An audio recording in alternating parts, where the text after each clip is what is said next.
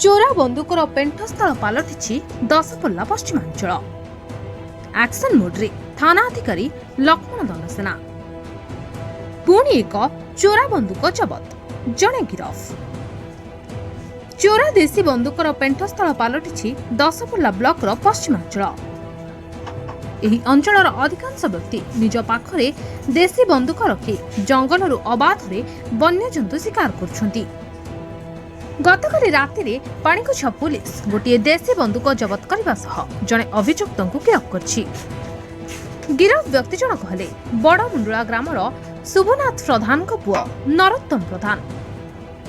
ଗତକାଲି ରାତ୍ରରେ ବିଶେଷ ସୂତ୍ରରୁ ଖବର ପାଇ ବାଣିକୋଛା ଥାନା ଅଧିକାରୀ ନରୋତ୍ତମଙ୍କ ଘରୁ चोरा बंदूक जबत करने सहित केस नंबर 49/2024 रुजु करी तांको गिरफ करछंती। आज अभियुक्त को कोर्ट चालान करा जिवो।